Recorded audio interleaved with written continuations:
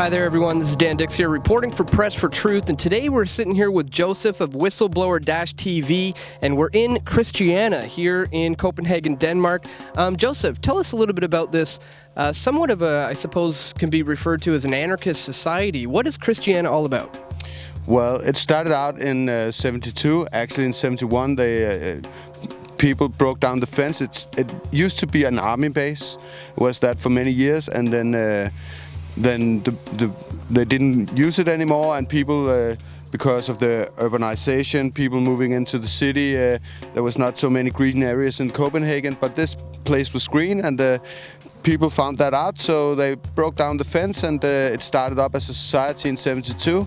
There was a little problems in the start where everybody could just move in, and some people took heroin because there were free drug zone, and people started to die in apartments when that was not good. So I think it was around 76 or something like that they made this no to hard drugs policy, and they started to make a few rules: no gang affiliation, and no weapons, no violence. Well, tell us a little bit about, in regards to the drug trade here, a little bit about the marijuana. How does marijuana work here in Christiania? What are the rules, and how has it changed over time? Well, there's a street called Pusher Street in Christiania, and that's where they sell the marijuana.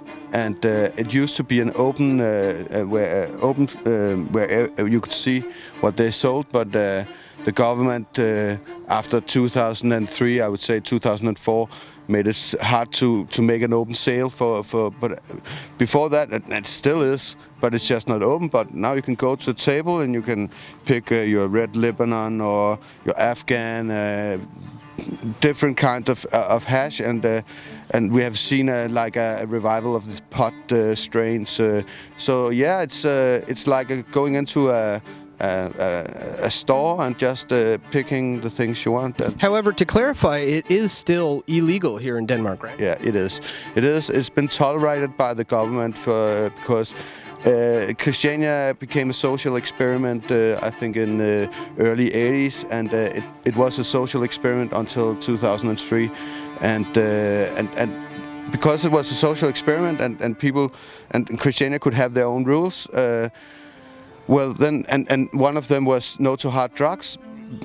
You tried that, so it was free and open sale inside this area. And if you go outside the fence, or there's not the fence, but the area, which actually covers 34 acres, well, then the real truth begins. Now, here on Pusher Street, we've noticed that a lot of the people, and we'd like to be able to show you, but there's a very strict no camera rule on Pusher Street in the green zone, right?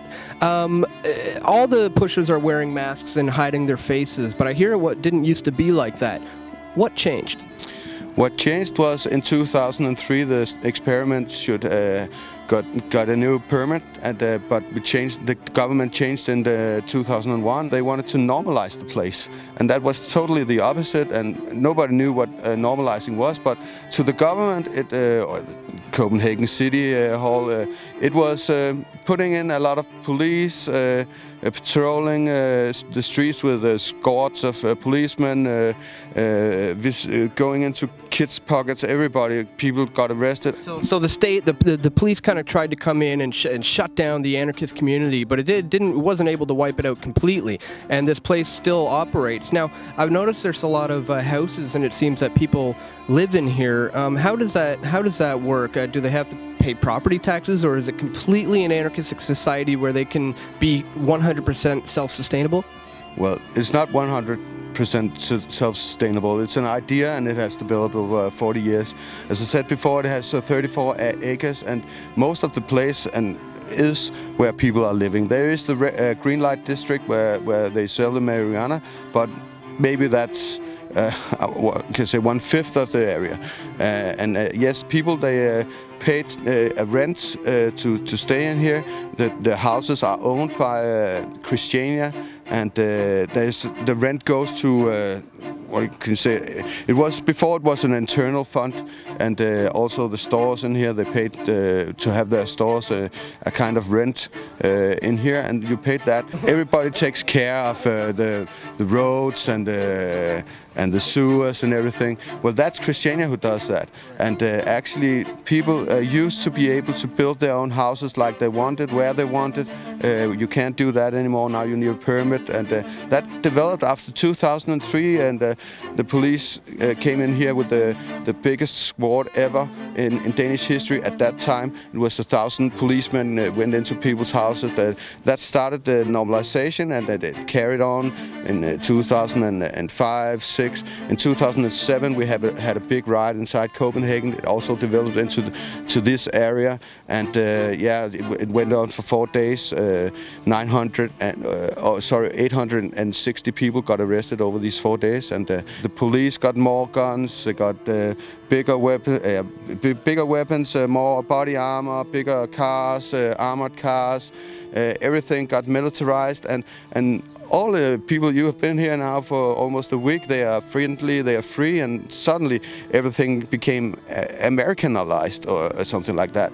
So despite the oppression and the attempts to shut it down, people have still maintained this place as their own. And there's even little spots I've come across that show where you can leave something if you don't need it anymore, and somebody else can take something if they need it. That seems to really speak to what kind of a society it is and how it all works and operates here. Yes, people try to make this self-sustainable, and yes, you can take your clothes, you can put it, and people who don't have so much money can take the clothes you donated. Maybe some of the spirit we saw in the protest zone, unity. We don't care if you are disturbed or you're a little different, as long as you are not violent and you want to contribute to the society. And that was what the fighting really was about, that you could still control your own place and keep commercials out and have the art, have the music, have the free spirit roaming, just let people live, be free. Awesome. Well said. Thanks for talking to us, man. Oh, you're welcome.